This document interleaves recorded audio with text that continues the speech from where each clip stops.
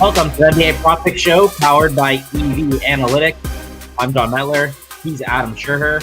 Adam, what do you think about NBA Cup, Warriors, Rockets? If you were an elementary ref, would you have made that call? I don't think so. I mean, it sucks because like that was a really, really fun game, and then it was just so anticlimactic to just be like, oh yeah, get up off the floor and go shoot free throws to win the game. Yeah, I think I've talked about this a lot. I used to ref, and I feel like in that scenario, unless someone literally like jumps over someone's back and like clobbers them, you're just like letting them play out, or Right. a hell ball. You're just going hell ball. I feel like one, it's hell ball. Two, let it play out. Foul is like the worst possible thing you could ever call to me in that scenario. The thing is so when we ref in Canada, we play FIBA rules. So you can't stop play with a timeout. I actually hate that in like NBA college where they also award a timeout and like you don't even know who has the ball. Right. Also, Yeah, I'll say like that. That's what Kerr was saying. He was like, if you have to, just give it to the Rockets on a timeout. Don't call a foul there. And Barkley was right too, which feels weird to say. But they did the exact same thing to Gary Payton like 2 seconds before they called the foul there. Like it was the same exact play. Yeah, it's not even like it was tied. The Warriors were up one. That was such a weird, like just a weird call. So the other thing I want to touch on, I saw your tweet, and if you think you had a bad night betting, I lost a couple units, but Pat Spencer, he lost whatever his unit size is. He lost 100, 200 units. And I was laughing at your tweet because why is Steve Kerr running whatever 10, 11 man rotations? Why is Pat Spencer playing? Pat Spencer gets, I think, 100,000. Was it 50,000 or 100,000 if you win that game and you move on to the NBA Cup? That's a lot of money for him. And I was laughing at your tweet because you're like, if I'm Pat Spencer and Steve Kerr tells me to go in the game, I should just be like, no, I'm staying on the bench. I want this 50,000. I mean, it doesn't matter to Stephen Curry, Draymond Green, but those guys at the end of the bench, that's a lot of money for them. What did you think of Steve Kerr once again running deep rotations? Yeah, I mean, it's Steve Kerr. Like I had actually on my DFS show yesterday said, like I mentioned Spencer, and I was like, I think in this game we're probably safe from Steve Kerr going this far down his bench. Like I still assumed he was going to run some sort of nonsensical rotation, but I didn't think he'd go that far down the bench. And then he just checks in. And I mean, it was just really funny too, comparing it to how the Rockets handled that game, where they didn't even play Steven Adams, they didn't play Reed Shepherd, they played Holiday, a handful of minutes. They basically ran a short 8-man rotation. And then at the same time, you have, I mentioned in that tweet, like you had that group just going against Spencer, Podziemski, Hield, Kuminga, Jackson Davis. Like obviously Golden State was shorthanded without Wiggins, but it was just the complete like normal regular season rotation versus the Rockets acting like it's a playoff game. Yeah, and like you even said in your tweet there, the Warriors had pretty much an all bench lineup at that one point. No Curry, no Draymond Green, and I'm watching Kuminga just chuck balls at the rim, and they're struggling to get offense. And then I think Pat Spencer took like a fadeaway, and I'm like, what am I watching here? And like you're talking about the Rockets, like I thought it was going to be pretty obvious that the Rockets, they're starting five, and then it's Amen Thompson, Tari Eason, and who else is playing? I don't really know. And that's kind of what Ime Udoka did do. So interesting. I mean, the Warriors, that's how they've been playing the regular season. They didn't really change for the NBA Cup there. So on Tuesday, we went 2-1. SGA didn't hit. He hit some threes. Luka Doncic way under. He cashed the under on the threes made. And then we also had Mo Wagner under rebounds. And just like you said, he played 18 minutes. He did not go over 20. He just played his normal allotment of minutes. He went under. So we went 2-1. We're 20-13 on the year, plus 8.15 units. And let's get going. We'll go no NBA Cup today, but we have 3 bets.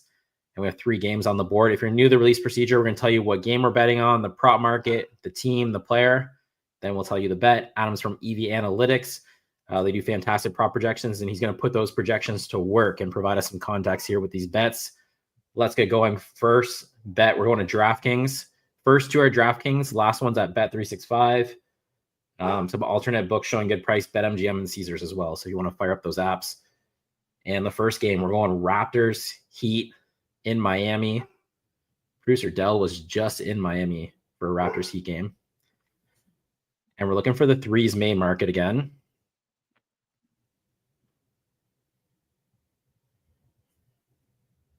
And the player we're looking for is Bam Adebayo. And the price is there. And it's a big plus money. We're going Bam Adebayo under half threes made plus 160. So once again, that's Bam Adebayo under half threes made plus 160. Adam, you want to break this one down? Yeah, it's not going to be an exciting one to sweat. It's going to be a miserable sweat if you actually, want to watch this one play out. But the price just looks too good. Bam's averaging about 3 3-point attempts per game. He's shooting 33%. So on average, he's making one. But it goes back to what we talk about a lot with these 3-point attempts. The gap between point 0.5 and one is actually not big at all. It's just a matter of does he make that 1 3 or not. So getting plus 160 here just looks really good. You should be closer to even money, I think. Obviously, not a bad matchup here against Toronto, but you're not talking about somebody in Bam that is going to be out there like seeking threes or anything like that. Toronto being not a great team defensively, it's not like that's likely to open up a bunch of threes for Bam. Maybe it'll open stuff up in the paint for him, but really, you're just kind of hoping he shoots slightly worse than his season average from three, and you're getting plus 160 to get it.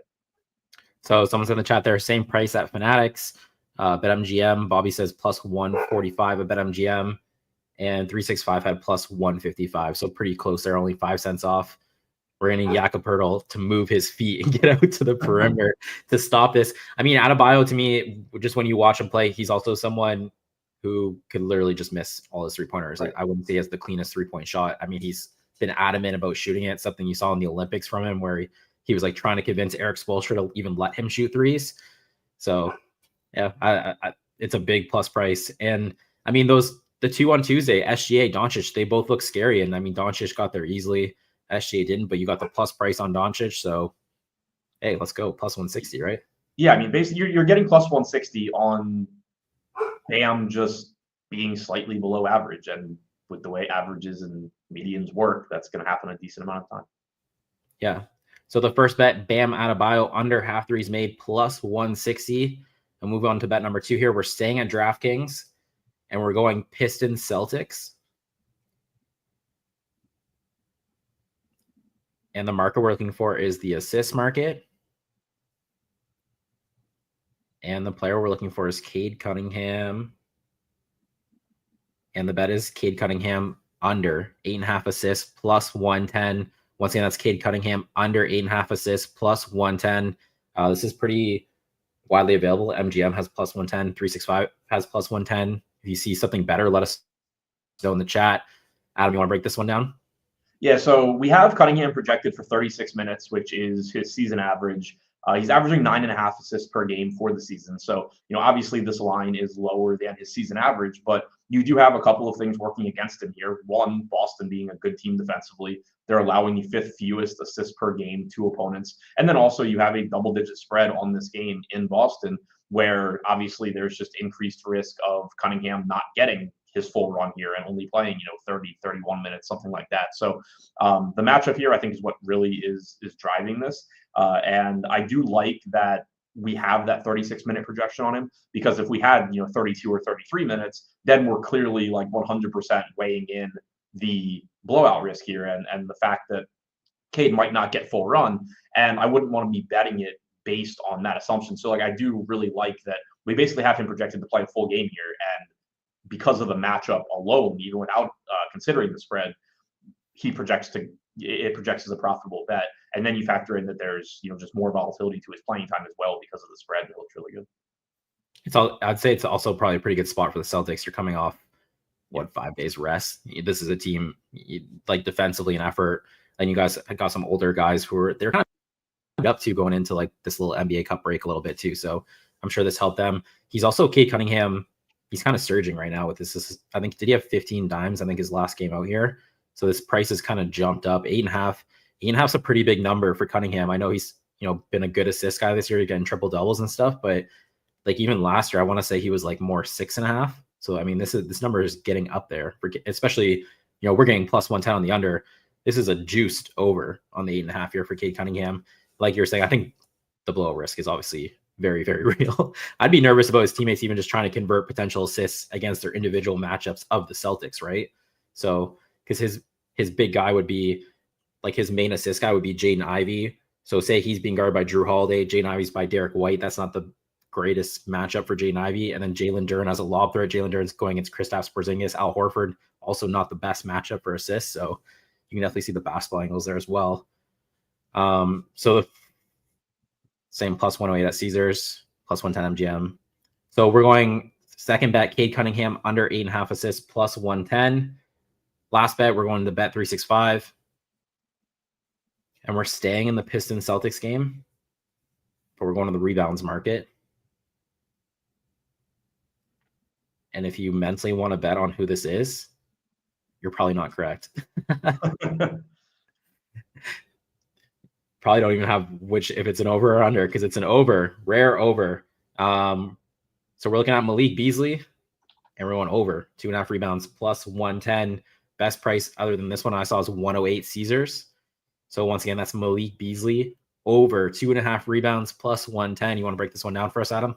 Yeah, so I mean, the negatives that we just talked about for Cunningham as far as the spread goes obviously apply to Beasley here. If this game gets out of hand, he's not getting garbage on. He's playing less minutes than we projected. But we have him projected for 28 minutes, which is in line with his season average. You are going to see more volatility in those minutes now that the Pistons are healthier than they have been for a lot of the season. But if this game is competitive, you are still likely to be getting Beasley playing a lot of minutes. The Celtics haven't been great at limiting opposing rebounds this year. They're in the middle of the pack in opponent rebounds per game overall. They're actually top 5 in terms of most rebounds allowed per game to opposing guards, which looks nice for Beasley. They are a team that shoots a ton of threes, talking about the Celtics, which generally is going to mean longer defensive rebounds, which is good for opposing guards. So it is something that logically makes sense why they would be giving up more rebounds there. So at plus money, it projects as a profitable bet by a pretty wide margin here, even though there is nothing I can say that is going to make you or me feel good about betting Malik Beasley over rebounds in this game. You're talking about the long threes. Obviously, that definitely plays from like a basketball side of things. That's very real. I'd say Malik Beasley too. He probably won't be who I'm trying to think who he'd be guarding. He'd probably be, you almost want that guard who's like a weak side rebounder who's just catching it and going type thing. You're not necessarily on the ball. I would say he's not the one they'll be attacking the most. That'll probably be Jaden Ivey. So if Jaden Ivey's guarding the ball, Malik Beasley is probably more help defender. If you're more help defender, it's probably easier to grab that long rebound. So I'm literally just thinking aloud here. Yeah. No, it makes sense. I'm just guessing because Jaden Ivey is probably their worst defender and stuff. So you don't want the guy that's defending the guard that drives to the rim and kicks it out for the three if you're trying to get a long rebound, obviously. That too, and also Jalen Duren is one of those guys who obviously gets just a ton of rebounds. He's their main rebounder, but he should be pulled out by Kristaps Porzingis, Al Horford, those guys, and even Tobias Harris as well. They should all be pulled out to the perimeter, right? So that kind of opens it up more for everyone else as well.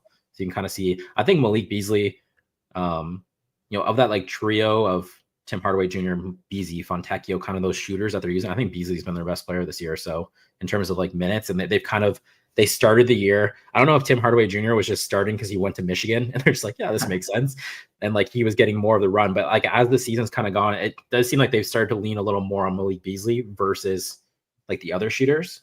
So yeah, I mean, last game you got 30 minutes from Hardaway, only 26 from Beasley, but that generally hasn't been what they've done this year. Beasley has typically been playing at least as many minutes as Hardaway in the games where they're both active.